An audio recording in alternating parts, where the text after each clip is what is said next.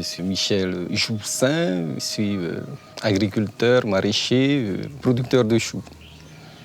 Avec ma femme, on faisait de la randonnée et puis c'était un rêve de voir cette surface, cette montagne cultivée. On a commencé à des petites parcelles, on a appris à planter, ensuite on a appris à commercialiser.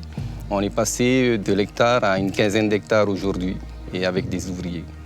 Alors j'ai eu la chance en 2004 d'avoir assisté à ma première conférence agricole.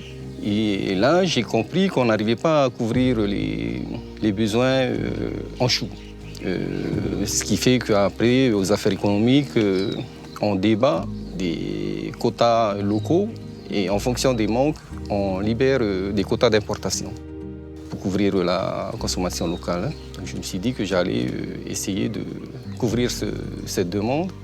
Et au fil du temps, des années, on y est arrivé. Le déclic est venu de là. Voilà. Aujourd'hui, on est à une moyenne de 40 tonnes par mois de choux pour 90 tonnes de consommation mensuelle. Une agriculture raisonnée, c'est la rotation des cultures. On utilise du compost aussi pour amender les sols aussi, apporter de l'humus.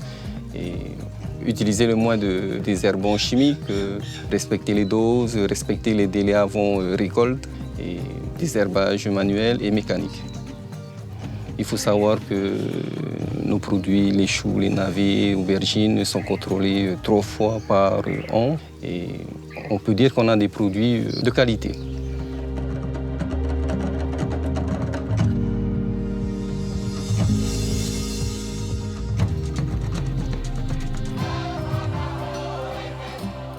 Je suis Moitini Montam, je suis agriculteur bio sur Papara depuis 4 ans. Je cultive sur une surface de 2 hectares.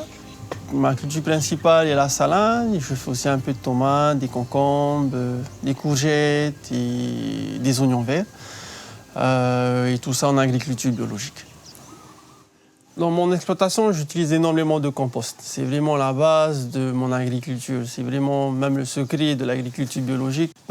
Comme les anciens avec la cendre aussi. La cendre, j'utilise pour faire de l'engrais.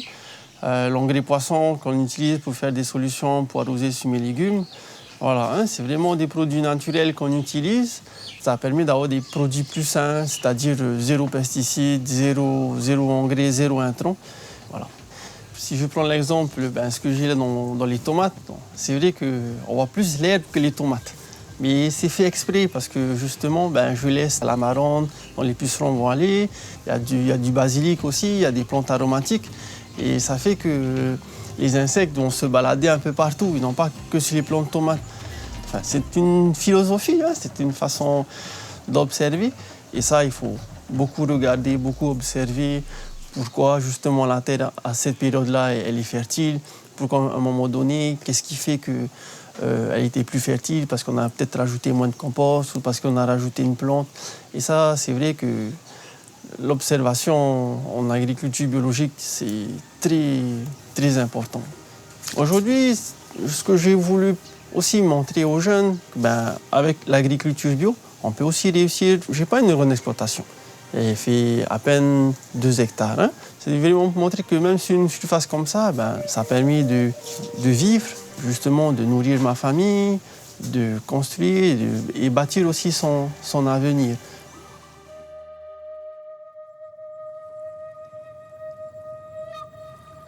Je suis Françoise Henry, je suis dans l'agriculture biologique depuis 30 ans. Nous avons commencé par faire de l'arboriculture fruitière, mais maintenant nous nous sommes diversifiés sur de la culture vivrière et sur du maraîchage. Un paquet de salades se compose de différentes salades parce qu'en fait, moi, ce qui compte dans la composition d'une salade, c'est que déjà, ce soit une salade de saison, qu'elle soit agréable à manger, qu'elle soit agréable à l'œil aussi. Et en fait, souvent, on met également des fleurs dans les salades. D'abord parce que c'est bon. Et parce qu'ensuite aussi, le consommateur, il a une salade qui est jolie dans son assiette. Et qu'il arrive à faire manger même à ses enfants, parce que les enfants disent « Oh, il y a des fleurs, on va manger de la salade ». La saisonnalité, justement, c'est ce qui prime dans le choix des salades qu'on va mettre dans nos mesclins. C'est-à-dire qu'on va faire pousser une salade qui poussera mieux en décembre. Il va y avoir la salade de décembre. En mars, il va y avoir la salade de mars.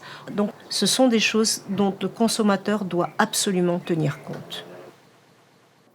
Alors, si j'ai un conseil à donner à un novice qui veut se lancer dans l'agriculture biologique, ça serait bien sûr de se rapprocher des services techniques du pays, parce qu'ils ont quand même, à l'heure actuelle, une sensibilité pour une orientation vers l'agriculture biologique. Il y a quand même une réelle volonté du pays.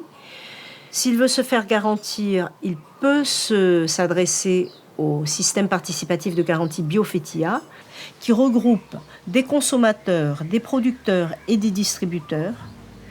Et cette association a le droit d'accorder des garanties. Je pense que Biofetia, à l'heure actuelle, est tout à fait habilité justement à aider un novice à démarrer, à savoir ce qu'il faut faire, ce qu'il ne faut pas faire.